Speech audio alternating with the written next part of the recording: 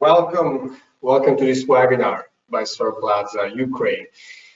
The title of today is Developing Large-Scale PV Projects in Ukraine's Accelerating Solar Market. Great, we're joined by three great experts, Alexander Kozalchevich, excuse me for my pronunciation, Ivan Bornarchik, and Dmitry Kornienko. Let's quickly deep dive into the agenda of today. First, we're going to quickly have a market introduction by Alexander, who is the chairman of the Ukrainian Association of Renewable Energy. We're then going to quickly check what is the status on large-scale project development in Ukraine, and this will be done by Dmitry Kornienko. And finally, the legal outlook, which really encompasses the whole auction, tender mechanism in Ukraine, stabilization clause, local component bonus, and so on by Ivan Bodnarchik. So lots of content today to follow. Before we start, quick mention about Solarplaza. Some of you already know us. Of course, we focus on events and conferences within the PV world. Recently also focusing on all possible content from white papers to webinars and market reports on specific markets. Actually, happy to announce that from this year we also have two new lines. The first one is a business line, the Solarplaza consultancy line, which helps companies expand into new markets with partner search and market and business intelligence services. So for more info, that's Solarplaza consultancy. And very proud also to mention that we recently launched our Solarplaza Foundation, which supports, I would say, really great and charitable causes all around the world, always within the sphere of solar. Now, some practical notes. It's always an interactive webinar, so we have a Q&A session at the end. Please send your question in the Q&A box. If you have any difficulties, there's also a chat box. My colleague Tom is also here to help in case you have any difficulties. And don't worry about the presentation slides. We will send them 1 or 2 days after the webinar. Let me quickly introduce the speaker today. Alexander, first of all, let's see if we can hear you. Are you with us? We can see you. Let's just do a quick round. We should be able to hear you. Hello, can you hear me? Perfect. We hear you. So Alexander is the chairman of the Ukrainian Association of Renewable Energy, include also a short bio. You can see more than 10 years of experience in the energy sector, also within the national energy regulator. Dmitry Kornienko, who is VP Sales Eastern Nova Solar. Hi, Dmitry. Let's quickly check your audio, but we can hear you, right? Hi, Nicola. Hi, everybody. Nice Great. to meet you. And of course, we know you're involved in the Ukrainian market since 2019. I'll also share the speaker's contact details at the end of the webinar. And finally, Ivan Bondarchuk. Hi, Ivan. Let's do a quick round with you. Yeah, hello, everybody. Pleasure to meet you here. Great to have you. As you can see, more than 7 years in the area of energy markets and especially alternative energy. We're focusing on international clients. So after this brief introductions, let's move to the presentation. So Alexander, I'll leave the screen to you so that you can run the presentation. I'll take away my camera, and thanks again for joining. A reminder, if you have questions during the presentations, just send them in the chat box. We'll make sure to address them at the end of the webinar. Thank you, Nicola. Let's begin. I'm the head of Ukrainian Association of Renewable Energy, and now I'll start from the introduction of our association.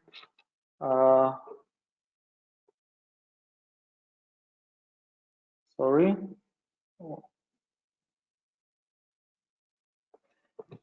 I think we're too fast. Yeah, thank you. We represent only the producers of renewable energy sources. We have in our association more than 150 companies, and they operate in the plants of all types of RES, including solar, wind, biomass, biogas, and small hydro power plants. And of course, the last few years, maybe 2 last years, our main challenge is an advocacy of this of our representatives. Of course, we try to make some popularization of the RES technology, RES producers in Ukraine, and give some knowledge about the RES market and the whole electricity market in Ukraine.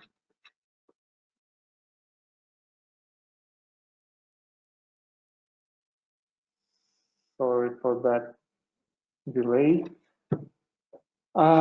Here on the screen, on the pictures, maybe the main activities of the last several years of our association. Of course, we take part in the mediation process. I think almost even in Europe knows about the difficulties that the producers faced in the 2019-2020. And in that fact, the European Energy Secretariat started the mediation process and the negotiations between the Ukrainian government and investors from Ukraine, from other countries that built the RES capacities. Also, we have a cooperation with the Interfractional Deputy Association, Clean Energy, Health, Environment, the members of parliament, and the 3 main association of renewable energy signed this memorandum of understanding. We also go on the street, and on the picture in the right high part of the slide, you will see how many people try to fight for their rights by the walls of the Ukrainian parliament. So let's continue from the what is the RES deployment in Ukraine for today. You see that almost 8.3 gigawatts of installed capacity in Ukraine of RES as of the 1st of June of 2021. And 75% of that capacity is the solar ground-mounted plants. By the end of the 2020, it was more than 6 gigawatts of installed capacity. Additionally, we have the almost 1 gigawatt of installed solar capacity of the rooftop of households.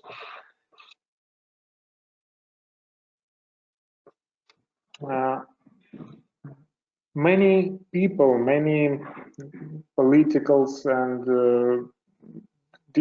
any other people in Ukraine, the media, consider that kind of investments are open only for oligarchs. But for that slide shows that the average solar plant size in Ukraine 7.5 megawatts, and we can truly say that it's not the big capacity for one project, and it's not only the business for oligarchs. It's a small business, maybe the middle-sized business.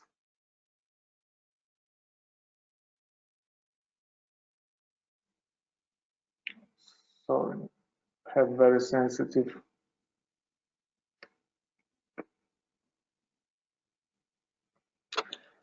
Okay, on that slide, you see how many $billion were invested in Ukrainian RES. And of course, the 2018 and 2019 were the highest years of investments in RES technologies, especially for solar power plants. The decreasing of this investment, we can say that it happened since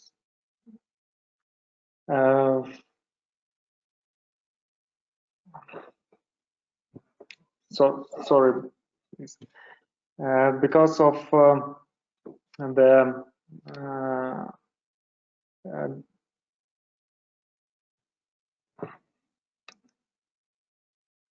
sorry for that, a little bit nervous today. The total amount of investment in Ukraine for the RES technologies is about $12.3 billion in the end of the 2020. Sorry.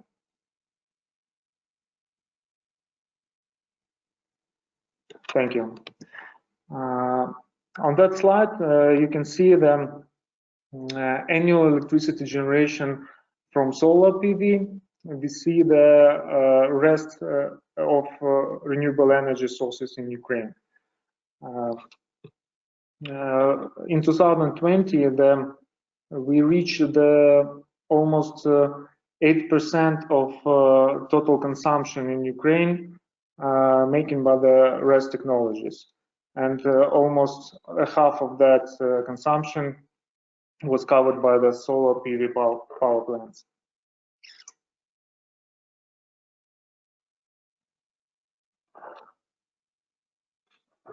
Of course, we gain that aims of the big share of RES in the total consumption in Ukraine, in the energy mix, by the providing of the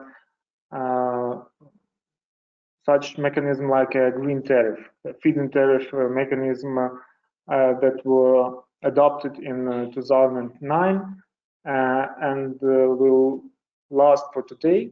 But as you see on that slide, during the negotiation process of the mediation process, we have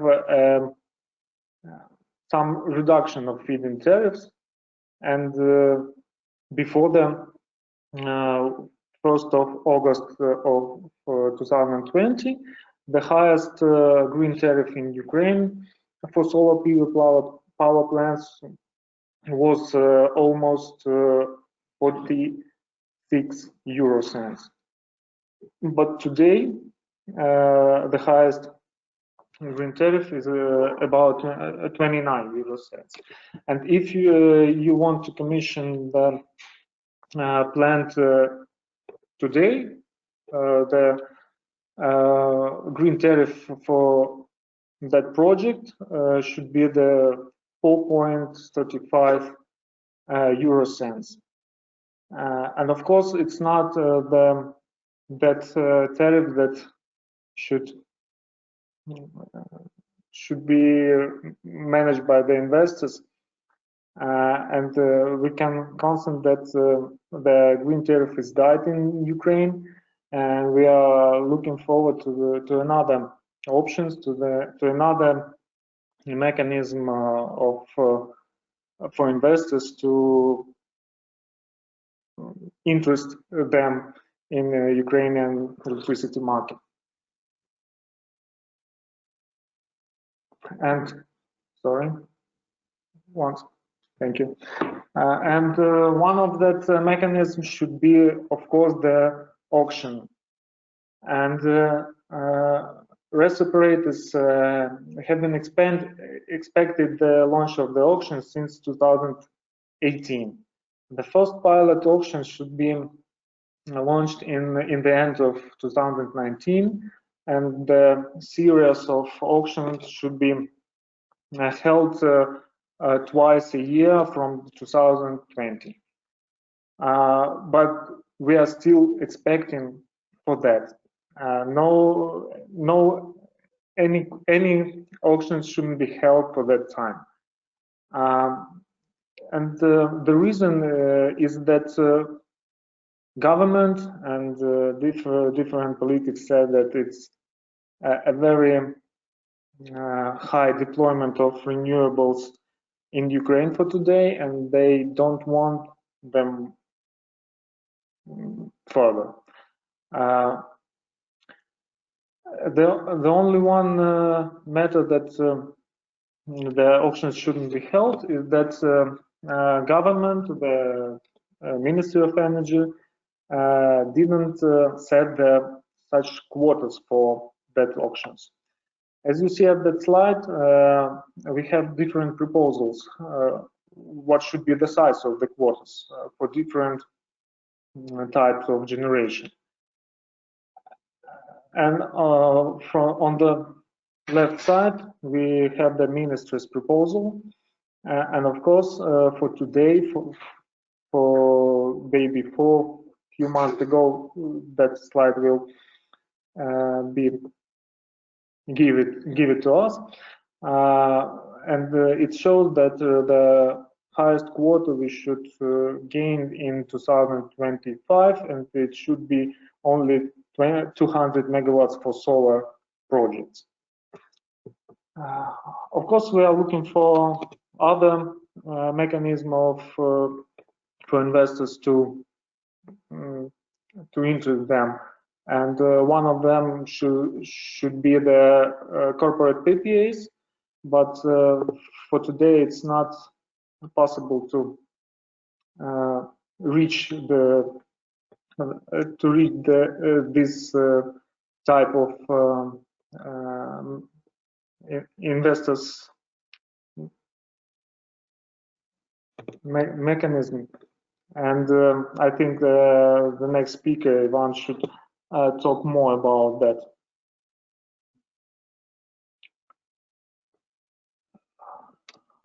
The last slide I want to share with you is the mechanism of payment reward for the green tariff. Today in Ukraine, we have such state-owned company, the guaranteed buyer, here in the center, and every single kilowatt should be purchased by the rest to that guaranteed buyer, and only the guaranteed buyer paid for this kilowatt under the setting green tariff for every power plant. And then the guaranteed buyer should sell that energy on the organized electricity markets, the day-ahead market, intraday market, balancing, and bilateral market. And the difference between the green tariff and that price that electricity should be sold have been covered by the TSO transmission system operator in Ukraine. It's called NEC Ukrenergo.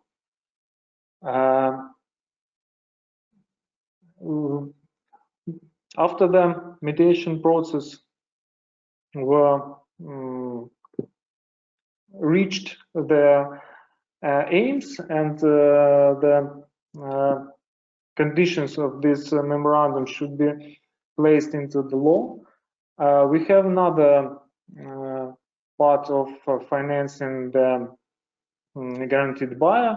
It's a state budget, but it's still not implemented in this year, and we don't know if it will be implemented in the next years. One another point that every single kilowatt, even that shouldn't be purchased in spite of the curtailments, should be paid under the green tariff, and this is the obligations of the transmission system operator.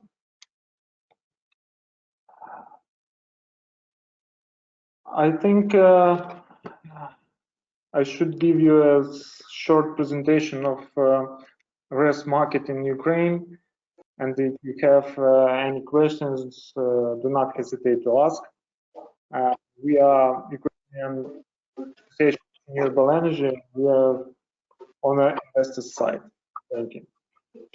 Good. Thank you, Alexander. And for any questions, please feel free to send them in. Very useful insight. Well, let's leave the floor at this point to Dmytro Kornienko, who will talk about the state of large-scale PV projects in Ukraine. So I'll leave that to you, Dmytro. Hello again, everybody. I'm happy to participate in this webinar. I'm happy to say a few words about current status of large-scale PV projects. A few words about myself. I'm based in Ukraine, and I'm participating in development of PV business, PV industry since 2019. Previously, I was also managing investment projects in real estate and other spheres. And this is amazing how in Ukraine, last 2 years, it was kind of gold rush. 5 and 6 gigawatts per year was the numbers which we probably not see in the nearest future, but still Ukrainian market is kind of promising with forecast about 1 gigawatt in 2021. So I'm working in Sanova Solar. We are PV modules manufacturer. We have 3 gigawatts of module capacity. We already shipped 2 gigawatts all over the world in many countries and with many partners. We have factories in China and in Vietnam, and our factories are working on both 182 millimeters cells and 210 millimeter cells wafers. And our production line has state-of-the-art robotic systems and quality controlling system, which is very sophisticated, which is offering highest quality and latest technologies. So this webinar called Ukraine's Accelerating Solar Market. Actually, it's not so much accelerating because there are not so many opportunities at the moment. As you saw from a presentation of Alexander, we have different feed-in tariff for different sizes of PV plants, and right now only feasible feed-in tariff is for power plants which are has capacity or power less than 1 megawatt DC, which means this feed-in tariff is around 10 euro cents per kilowatt hour, and it creates a kind of situation similar to Polish market, where arrays of 1 megawatt projects are appearing all over the countries. But this is reality. Another investment opportunities in PV is purchasing of existing solar power plant, which is commenced and in operation. I know that Ivan will speak more about this opportunity, but yeah, there are pros and cons because there are risks that equipment can be old or outdated, but there are cons that investor can make a due diligence and see the cash flow and see and understand OEM cost and make a proper decision. And of course, as Alexander already told, all Ukrainian PV industry is waiting for auctions. Hopefully, the quotes will be higher than proposed 100 or 150 megawatts per year. Hopefully, it will be higher. And when it will be developed, we will, of course, highlight more information about this.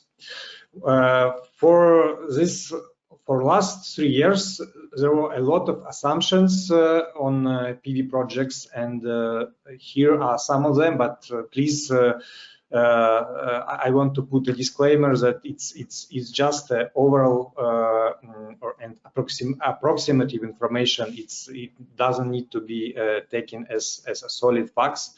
But most of the projects has IRR from 15 to 22%.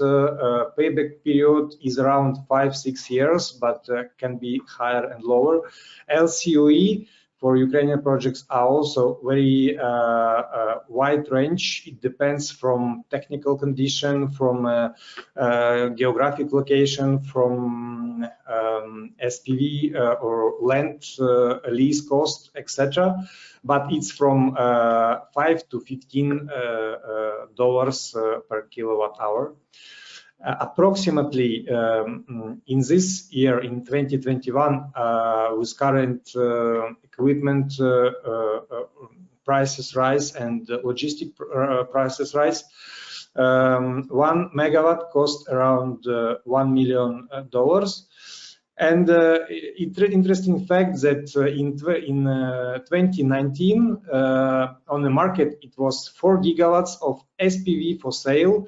This SPV was empty without any equipment, but with the land lease rights, and nobody knows what happens with this SPV. Some of them probably cancel it, but some of them is being divided by many projects by 1 megawatt, and also they are on the market. If investor would like to develop a project right now, you can see a timeline for such development from greenfield to commercial day of operation. I would say that it will take around 14 months, which will start from acquisition of greenfield or SPV with all the land formalized. If developer would try to obtain land rights by himself, it will take additionally from 6 to 12 months. But yeah, it's not an easy process. Around 2 months will take to obtain or to update green connection conditions and to develop working design and receive approvals.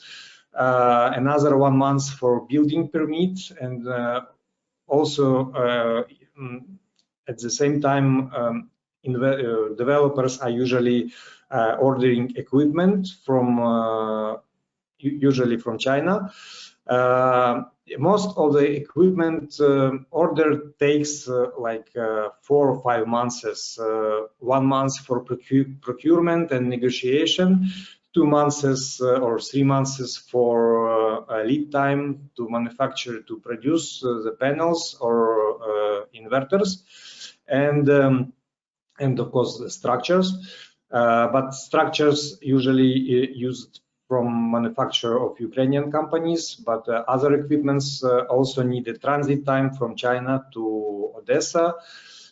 Most of the time, panels are being shipped on CIF Odessa Incoterms, and sometimes sea freight rates, especially right now, they are slightly cheaper than sea freight rates to Rotterdam or to Gdańsk.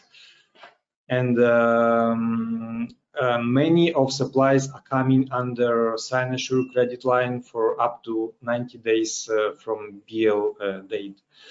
1 month before arrival of equipment, construction works started, structures being mounted. After arrival of the panels, it's installed on the place, and then 1 month needed to finish the construction, and around 3 months to obtain to produce capacity tests, to obtain energy identification code, obtain licenses, receive a decision on feed-in tariff, and finally to sign a power purchase agreement with a guaranteed buyer. And here it is. After 14 months, it will be start of operation of power plant. I would like to say 4 main news which happened on Ukrainian PV market in this year, 2021. So we have one power plant of 5 megawatt, which was built for own consumption of one of steel manufacturer. It's not it is not using any subsidies. It is not using any feed-in tariff. It's just self-consumption. It's like off-grid, and this steel manufacturer is quite happy with the performance. And this means that LCOE of this project was not much higher than commercial price of electricity for the same manufacturer. And this means that we will see more private and corporate PPAs in the future in Ukraine.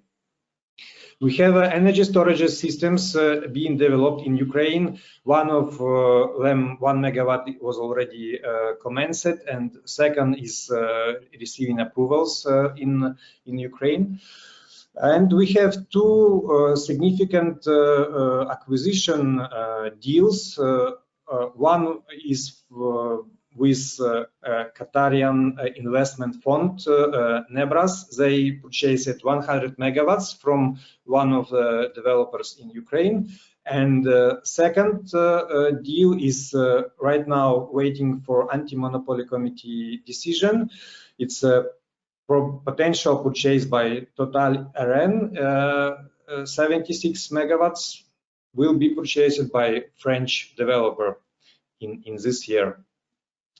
So I just want to show you what are the scale of Ukrainian PV plants.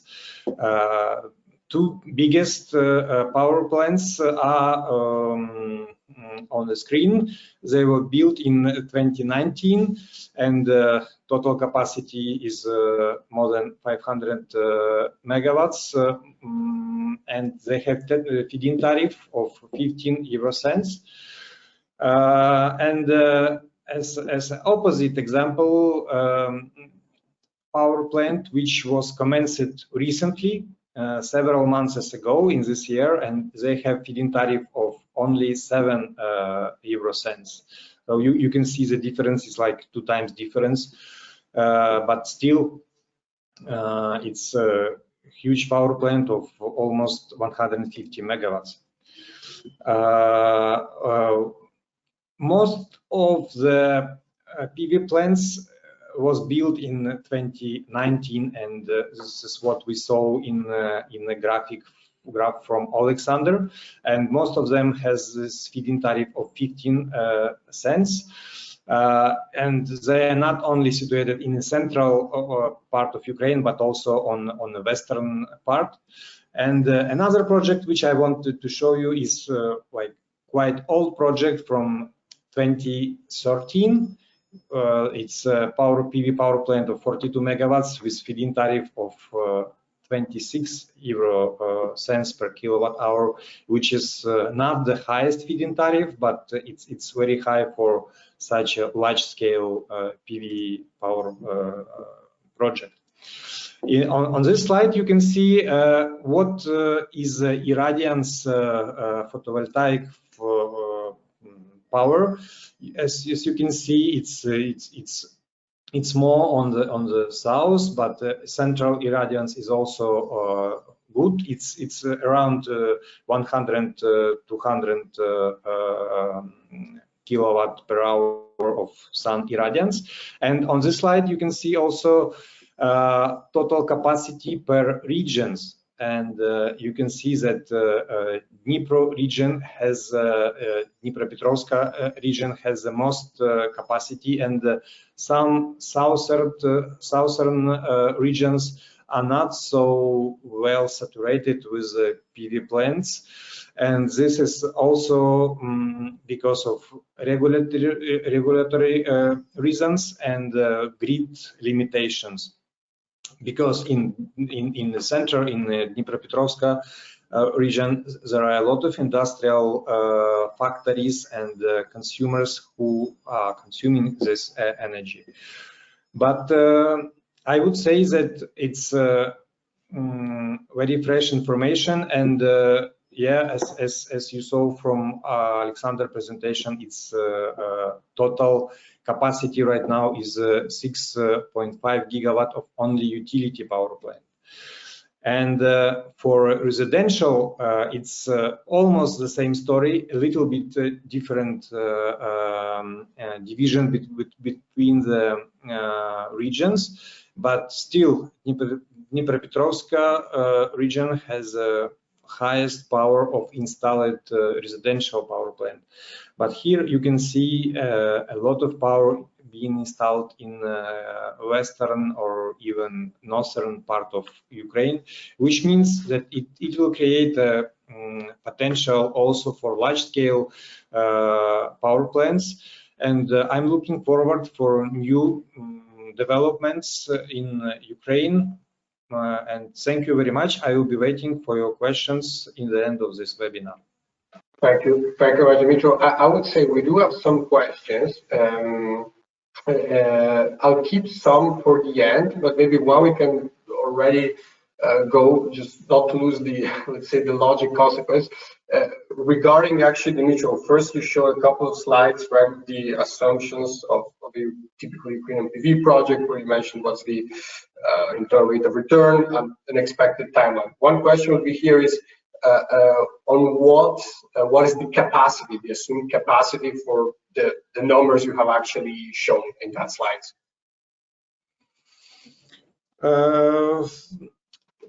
These assumptions are for the projects which could be purchased in Ukraine with a capacity from a little bit less than 1 megawatt to 20, 30 megawatt per power plant. But there are many investors, many developers who already built arrays of power plants, or it can be in different locations, but it's still going as one package. So if you with the market and what projects are on sale, you will see approximate the same numbers which I showed for any projects from 1 megawatt to 30 megawatt. Perfectly. I'll keep also some of the questions for the end. Keep sending yours. Well, at this point, I'll introduce also Ivan Bodnarchuk, who will give an overview of the legal outlook in the Ukrainian PV market. Thanks again, Dimitro. We'll catch up later during the Q&A. So, Ivan, I'll leave the stage to you. Thank you, Nicola. So basically, pleasure to meet everybody here at the webinar. I will tell a little bit first about what we do in the electricity market. Then we're gonna talk a little bit about regulatory framework of renewable energy support scheme in Ukraine, and then we probably shift a little bit towards investment opportunities and how the investor could structure this activity. And as a general message, probably we will be more and more optimistic. So with regards to all the information which was highlighted before by the previous speakers, I would say that there is nothing impossible to develop a good large-scale PV projects in Ukraine. But the current situation that the feed-in tariff was significantly decreased, the industry faced a big challenge because in previous year, almost every PV project was pretty good and was able to bring a big income for the investor.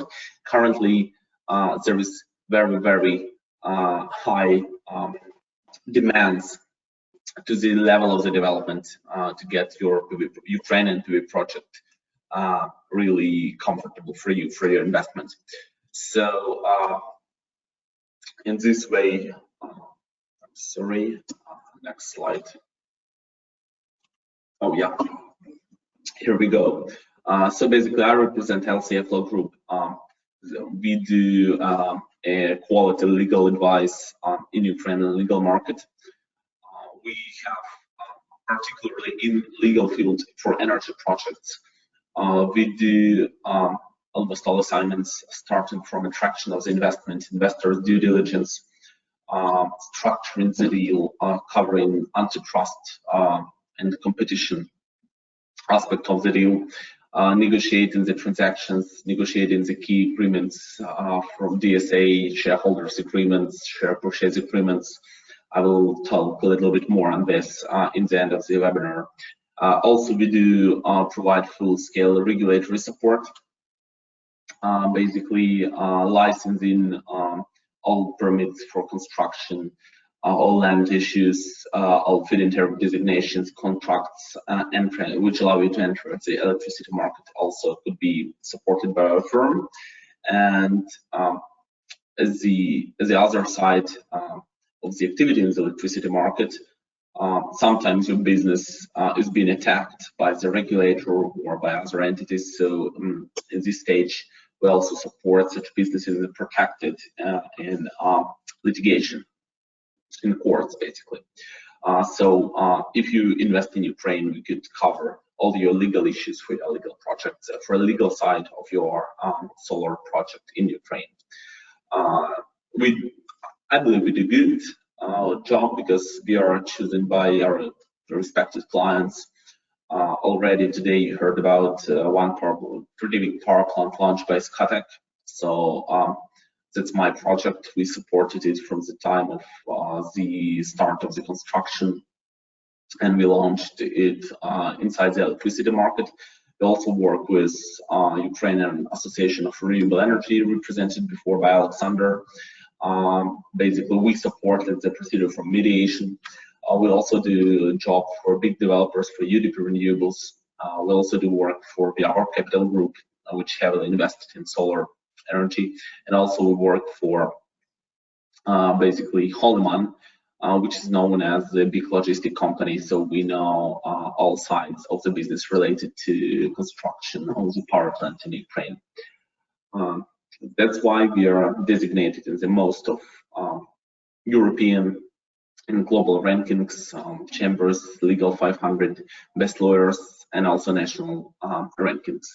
So now we shift towards the regulatory regime. As the previous speakers mentioned, we have three basic frameworks for the renewable energy projects in Ukraine available for the investors now. So the first one is the feed-in tariff, the second one is green auctions, and probably the most prospective is the corporate PPAs. So once you plan your investment, you definitely want to ask, well, what framework should I choose, and what is the key difference between them? So if you take first one, it's the marketability aspect. Then if you go into feed-in tariff or you go into green auctions, then you will have the guaranteed state-owned off-taker. This is both the benefit for you because you definitely know that the government guarantees to off-take all generated electricity, but this is also additional risk for you because sometimes this off-taker face financial deficit, and that's why all your supplies are dependent on governmentally owned off-taker and this financial risk. So, for example, currently it's a big trouble to involve funding from the banks or from the creditors to acquire the projects which is aimed to sell the electricity for the state-owned off-taker. So this could be both good and bad. Second point, if you choose corporate PPA, then you could basically sign any other participant of the electricity market to sell your electricity to him. But at the same time, it's a market-based operations, and you need to be very careful on that. We're going to touch a little bit further on this. Second is the particular size of the rate of your sales and size of the tariff. So if you take feed-in tariff, you will have a fixed rate, which is connected to the Ukrainian and Euro exchange rate and reviewed on quarterly basis by the National Energy Regulator. The same stuff you will have if you go into green auctions. But if you go into green auctions, then basically your rate will be defined through competitive bidding, reduction bidding, and we also will see on next slides what's going to be there. If you have corporate PPA, then you're going to have fully market-based tariff. You can choose and negotiate either to have it fixed or to have it flexible with regard to some indicators, for example, indicators of current market prices in Ukraine. And this also creates both benefits and challenges and risks for you, because currently the market price in Ukraine is not that big as a feed-in tariff, and probably is not that big as the desired LCOE, or which investor want to have. At the same time, there are initiatives such as CBM, European initiative, which means that in the near future, Ukraine will have to increase market prices, and Ukrainian producers, manufacturers, heavy industry, metallurgic companies will need to find another clean sources of energy, and will be ready to pay more for that. And definitely the example which was given to you by the previous speaker about power plant constructed without inside, without electricity market operations, without feed-in tariff by Ferexpo, shows that manufacturers already think about this. And in this case, that's going to be a good opportunity, because we know that sometimes it's really hard to find the spot, the venue to construct the power plant close to the facility by particular manufacturer. So they definitely will look for green supplies, and we believe that in this case the market for the green energy will be growing and the price will go up. So there's definitely an opportunity to develop now to be able to sell in 2, 3, or 4 years. If you talk about duration, then you will see that the feed-in tariff is guaranteed by the end of 2029. After that, you will be able to sell electricity at the electricity market on equal conditions with all other participants. If you go into green auctions, then your PPA will have a duration of 20 years from the date of its execution, which is better. And if you go into corporate PPA, then the general rule is that you are not limited in the duration of your PPA, so you can sign and negotiate any duration. But at the same time, there is another challenge, that because Ukrainian law provides the national regulator with the power, with the discretion to limit the duration of the corporate PPA if they see that there is lack of electricity proposal, lack of liquidity at the competitive segments of the electricity market. So since we do not have the practice, big practice of corporate PPAs in Ukraine, then it's really hard to estimate whether this discretion will be employed and this power will be used by the national regulator.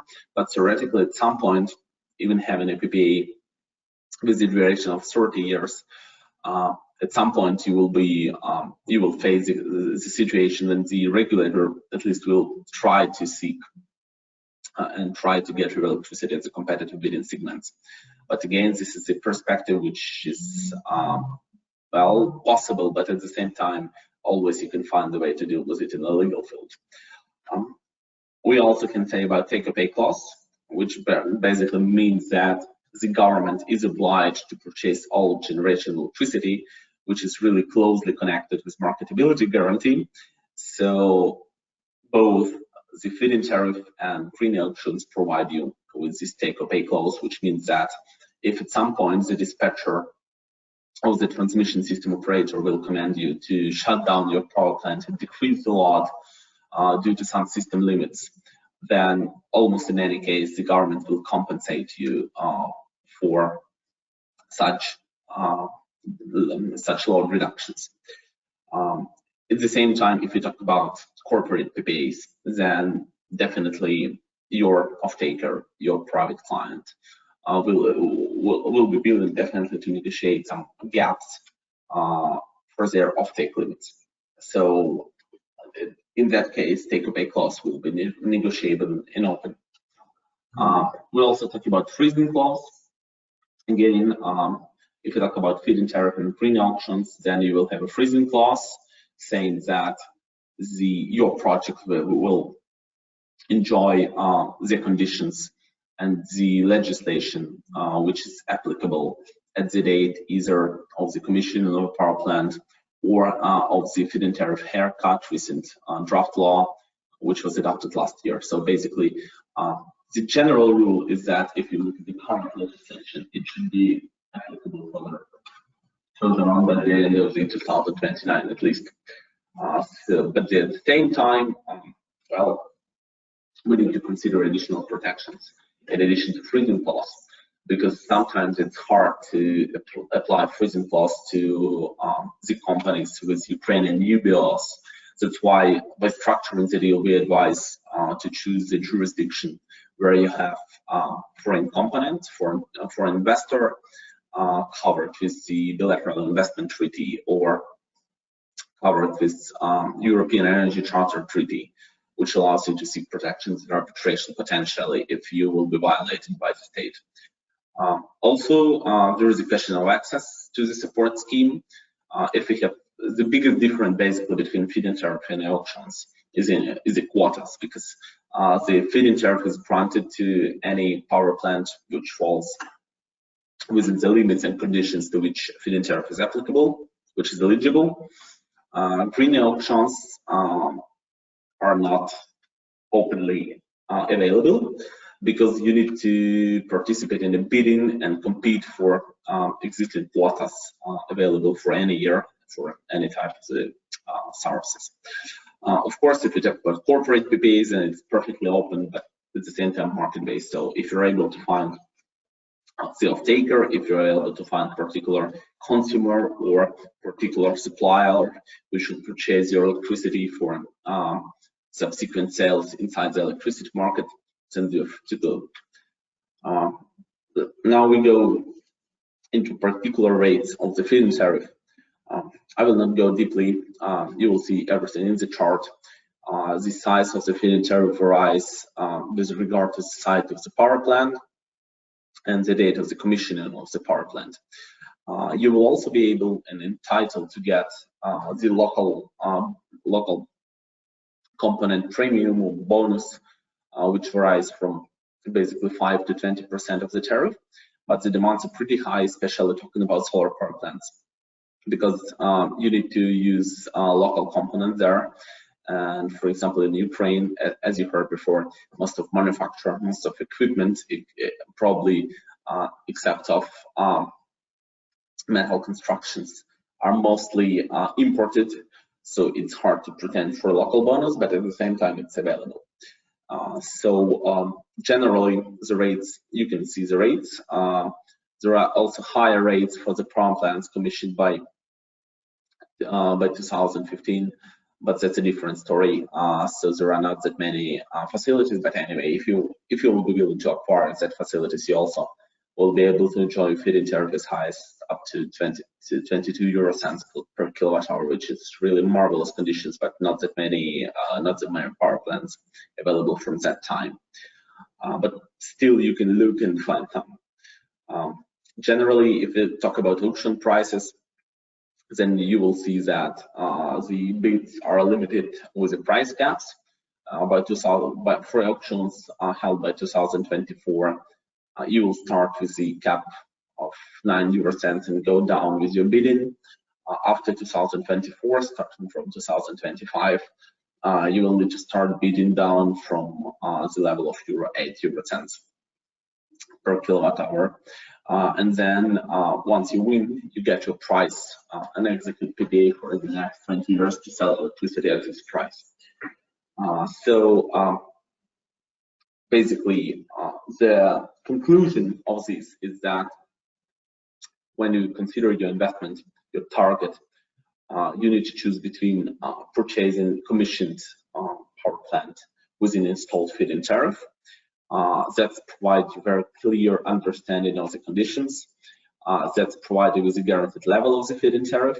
And what's very important is that the feed-in tariff is not dependent on the change of the owner of the facility, and the feed-in tariff is also almost is not dependent and doesn't suffer from any reconstruction if your installed capacity is not being changed.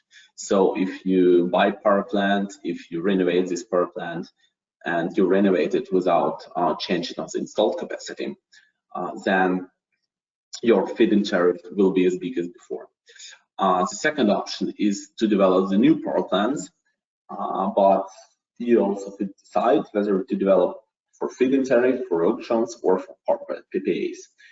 For feed-in tariff, it's definitely worth development is only a small power plants, which any of which is below 1 megawatt of installed capacity. But at the same time, there is an open opportunity, so-called branching, when you have available capacity and spot of land, let's say for 10 megawatt, but you split this development and make 10 1 megawatt power plants to have a reasonable feed-in tariff secured for your project. That also could be a choice for you if you want to enjoy feed-in tariff. If you want to wait a little bit and play bidding, then you could develop for auctions, and also you could combine these two options, because auctions are available for you until you have your feed-in tariff secured. So you can start the development, look at the quota, wait for the quotas, and then decide what's more beneficial for you to get the higher feed-in tariff for 7 or 8 years, or to have lower PPA based on the auctions and compete for the lower tariff but for 20 years. Another opportunity definitely is to develop for corporate PPA, which is another challenge, and which should be accompanied with the negotiations with the private operators in the electricity market. I would also pay some attention to important things which investors often face, and we often face when we conduct legal and regulatory due diligence of the projects, and that's probably a vital part for any development. Doesn't matter either you want to purchase an existing project or you want to purchase you want to develop a new or purchase a greenfield project. Anyway, you will take a look at four basic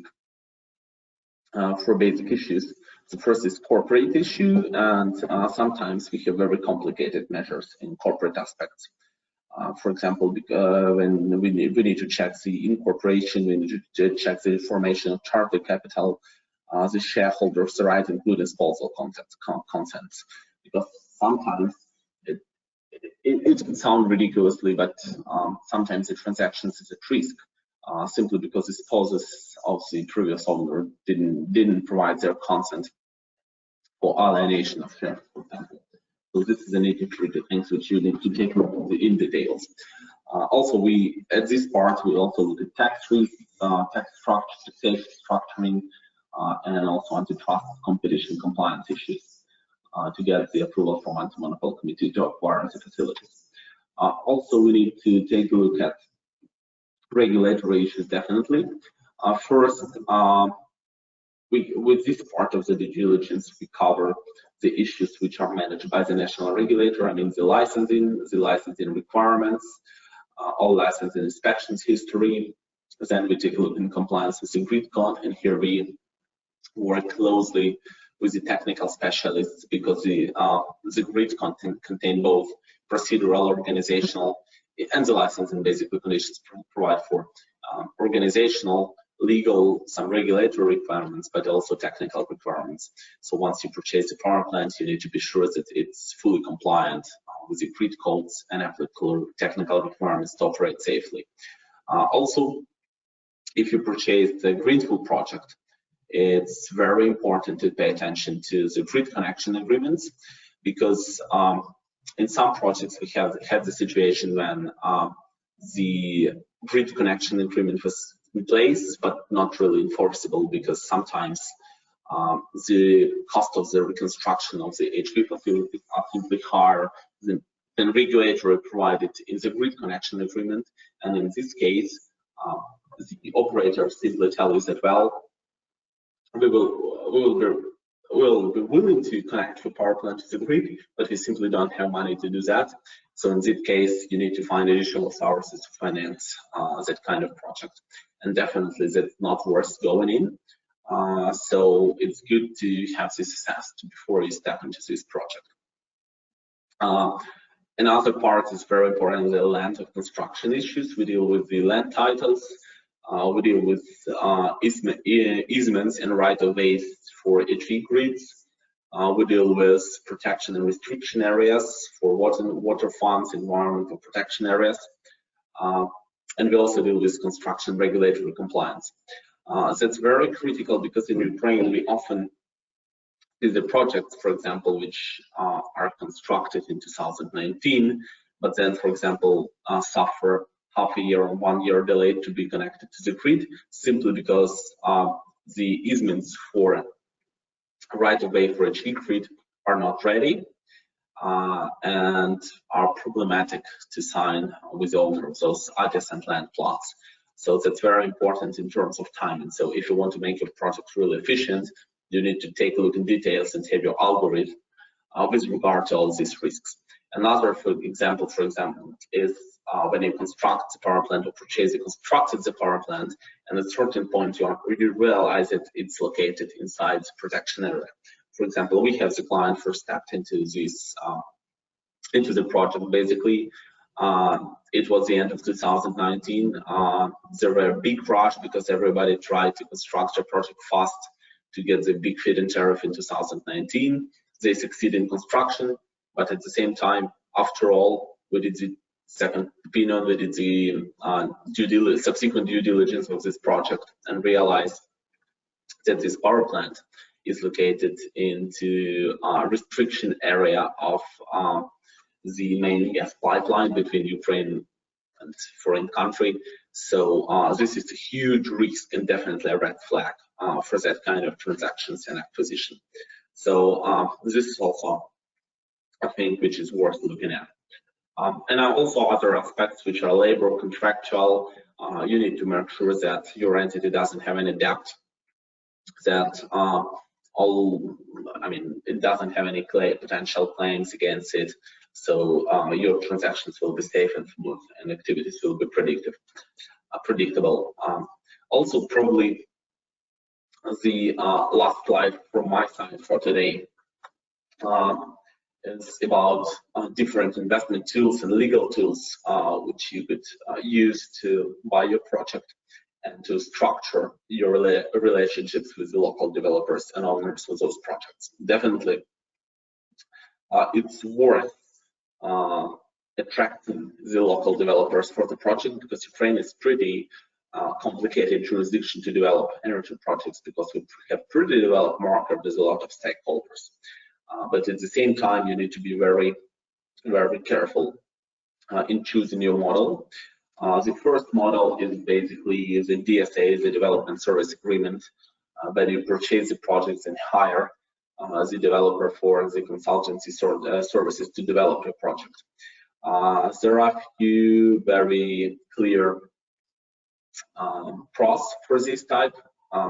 Is that you control the project in full, is that the premium of your developer is fully dependent on certain milestones of the development, so you will not pay until you've got your result, you've got your power plant commissioned, you've got your permits issued or feed-in tariff designated, and it provides very clear motivation for the developer to be efficient in their development.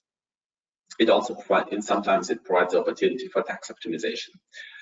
At the same time, this model provides you with the full responsibility for the project and possible violation if present, because you will have your personal director responsible for all signatures and all that kind of stuff.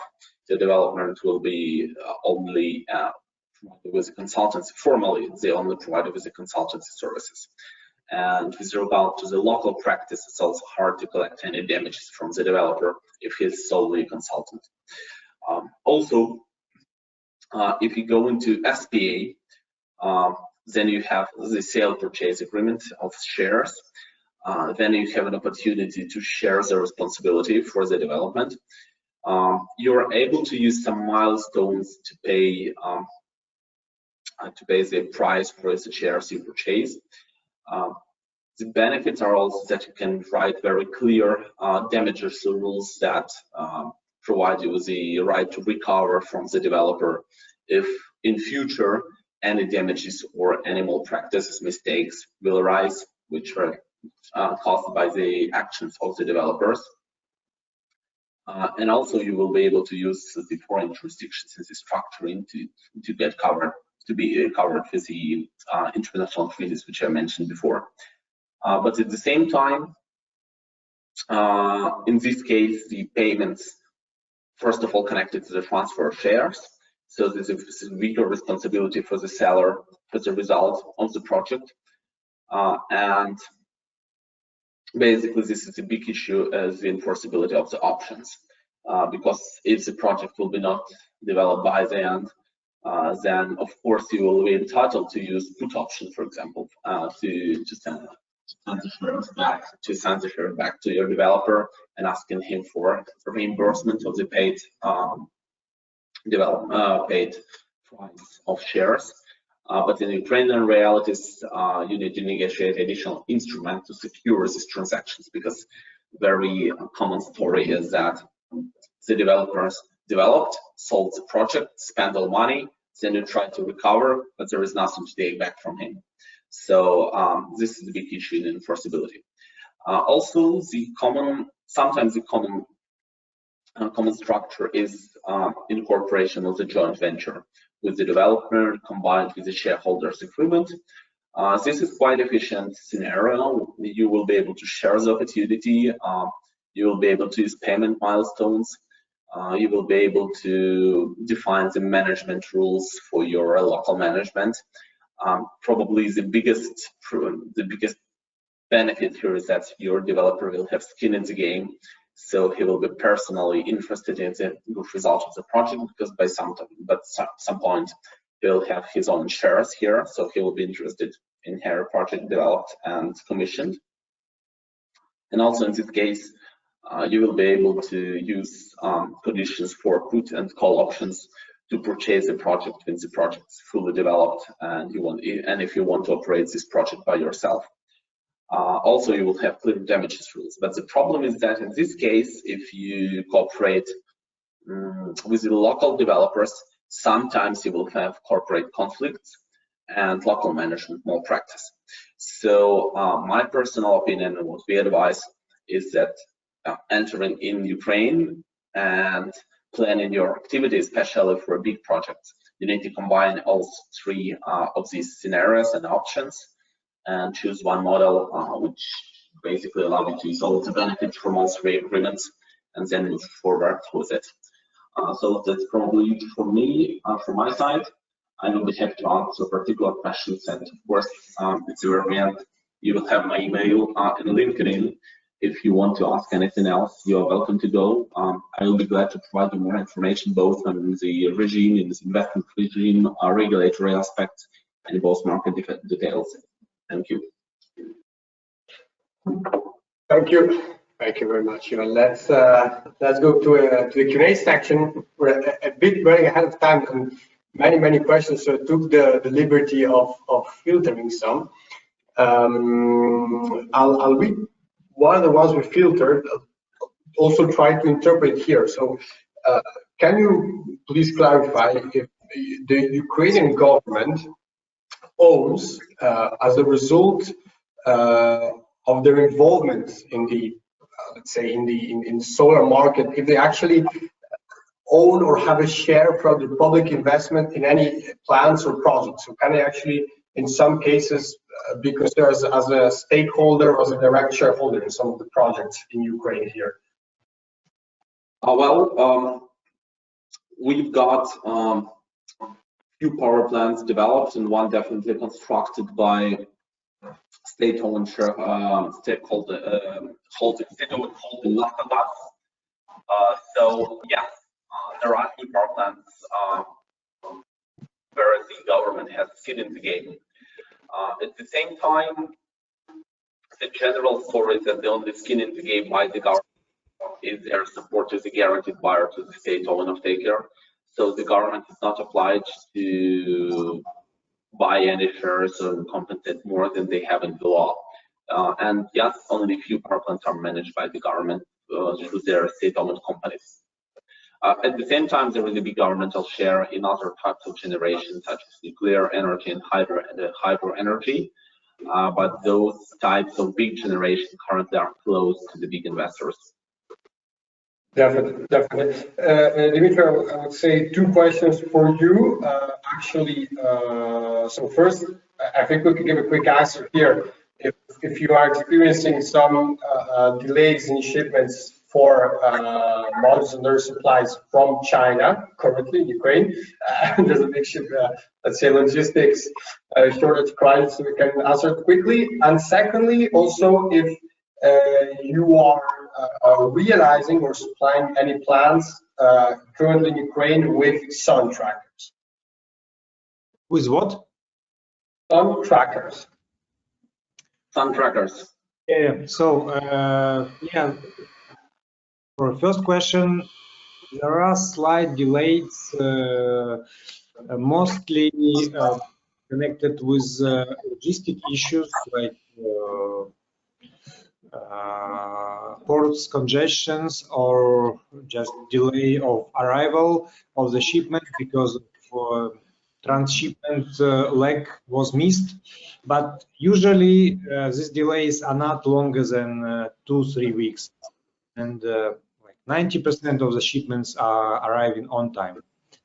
Regarding trackers, in Ukraine, there are maybe 1% of whole installed capacity is running on trackers. I personally know only 2 projects on a small scale, like several megawatts, running on trackers, which was produced by Ukrainian manufacturer. And I don't see yet any projects with international manufacturers of trackers installed Ukraine, but I think this is subject for the future. Ukrainian market for equipment is very price sensitive. We are not using a lot of bifacials because they're a little bit cheaper, they're a little more expensive, and we're not using trackers. But both of these technologies will bring benefits, and in the next few years we will see much more projects both bifacial and on trackers. Definitely, great. We do have I would say, a lot of very broad questions. So I mean, apologies to the audience if you want to ask them all, also because we are running a bit of short time. Anyways, I've pulled up the slide with the with Alexander, Zivans, and Dimitro's email addresses. So if for any question, please just get in touch. Well, I would say, gentlemen, it was a great pleasure having with you today. It was hopefully the first of many webinars or content pieces that we're doing on Ukraine, definitely marketing exploring. So I'll take the chance to thank you all again, Alexander, Ivan, and Dimitri. Thanks for being with us today. I've left your email addresses here, so if anyone wants to get in touch. And as a reminder, we'll send the slides via email to the webinar attendees. And as a reminder, this is also where you can catch up us live with Solarplaza in Poland on September 2nd, the Netherlands, and then also in Nordics, series of conferences we're hosting around Europe. So gentlemen, thanks again for being with us. Any final words from your side? Looking forward for a brightest future of Ukrainian PV industry and for renewables industry all over the world. And thank you, Nicolas, Solarplaza, for organizing and inviting us. Yes, I also pleased to see a lot of people interested in Ukrainian solar market, especially large-scale developments. That's probably could be a good idea if the attendees will be able to send a few words to the organizers about the concerns of what they want to see to really consider investment to Ukraine, because that probably should be the feedback from participants of such webinar, because it's a clear segment for us and probably for association how to promote further development of renewable energy. So that could be a good opportunity to get a feedback from the developer which were not involved into Ukraine before. What do they think about this, and whether these conditions which we've been talking about are really good enough to consider the investment into Ukraine. That could be a good opportunity to get this feedback. So I will be really pleased if you will be able to write to me, to association, or to organizers about your considerations regarding Ukrainian support schemes and investment regime here. So thank you very much. It was a pleasure. Feel free to contact me. Absolutely, absolutely. And Alexander, last words from your side. Yeah, thanks again, Nicola. We are very appreciated to you for organizing such a webinar. And I just want to say that we should look not only to invest in Ukrainian solar power plants, but also we are looking for investments in balance capacities, and if it will be the right news from the industry, I think that auctions should be, the quotas should be for the capacities solar plus BESS. That's why that will be another part of that frame through that opportunity. So for that, a special thanks to you and to the Ukrainian Association of Renewable Energy for setting up this one. And thanks to everybody for being with us today. We appreciate it. We'll catch up for being with the slides and stay engaged with us, Solarplaza. Thanks again. Thank you.